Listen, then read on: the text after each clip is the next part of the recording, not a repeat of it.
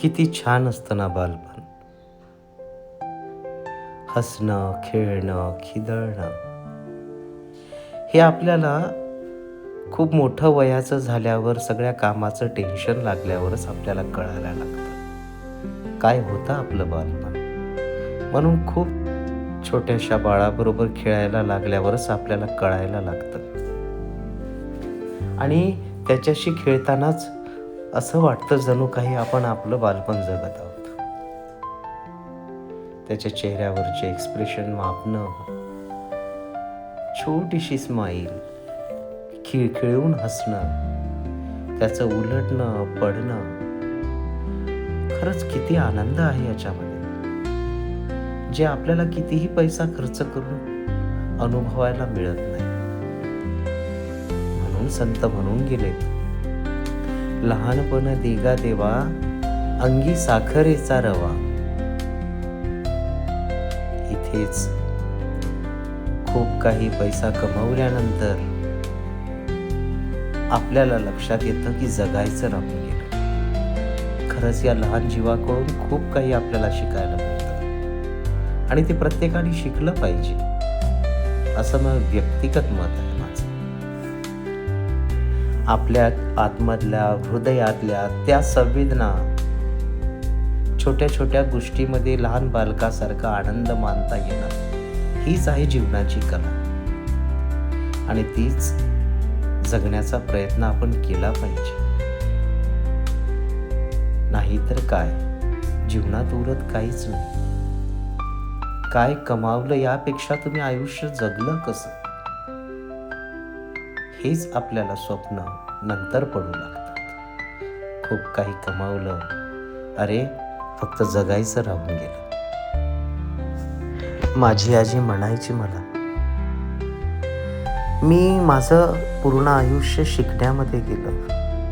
मी पुण्यात होतो, नांदेडला होतो, यवतमाळला होतो. लहानपणापासून शिकण्यात दिवस गेले. आजीला मला भरपूर वेळ देताच आला नाही. नंतर नोकरी लागली, मला दुसऱ्या राज्यामध्ये नोकरी मिळाली. ते धावपळीचं जीवन, सगळं कसं यंत्रासारखं जगत होतो. अचानकच असा काळ आला का आजीला वेळच देता आला नाही आणि अचानक आजी मला सोडून गेली. ती खंत आजही मला वाटत राहते. आजी नेहमी म्हणायची, अरे जास्ती धावपळ नाही करायचं, तू तुझ्या पायावर उभा हो आणि नंतर सगळं प्रत्येक क्षणाचा आनंद मनापासून घे. कळालं आजीला काय वाटत होतं. पण आजी सोडून गेली, पण मुलीच्या स्वरूपामध्ये. ती माझ्या पोटी जन्माला आली आणि ती म्हणत पण होती, आजी मी तुझी कधी सेवा करू.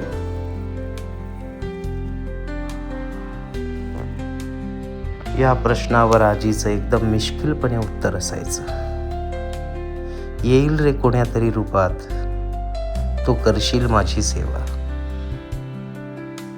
भेटू आपण पुन्हा एकदा.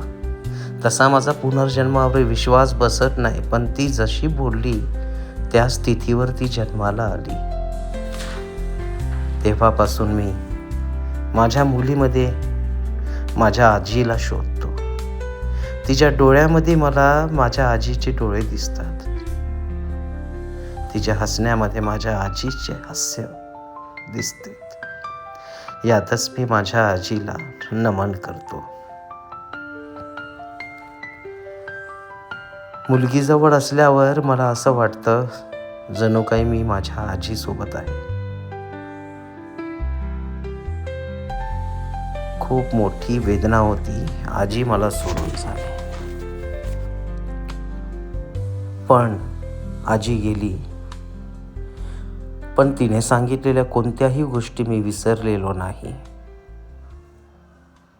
एकदम साधी, शिकलेली नव्हती बिचारी. आज शिकलेले खूप लोक असतात, पण त्यांच्यामध्ये समजदारीचा अभाव असतो. माझी आजी शिकलेली नव्हती, पण ती जाणकार होती. आज मी घेतलेले शिक्षण तिच्या नखा इतकं पण नाहीये. या शिक्षणाला, आमच्या पिढीने घेतलेल्या शिक्षणाला शिक्षण म्हणावं की काय म्हणावं हे काही कळत नाही. कारण शिकून जर माणसातला शील नष्ट होत असेल, संवेदना नष्ट होत असतील, माणुसकी नष्ट होत असतील, तर त्या शिक्षणाला शिक्षण कधीच म्हणता येईल. शिक्षण ही संस्काराचं माध्यम आहे. त्यात माणुसकी शिकवल्या जाते. बघा, आता माझ्या आजीबरोबर मी खेळतोय. माझ्या आजीचं खिदळणं ऐका.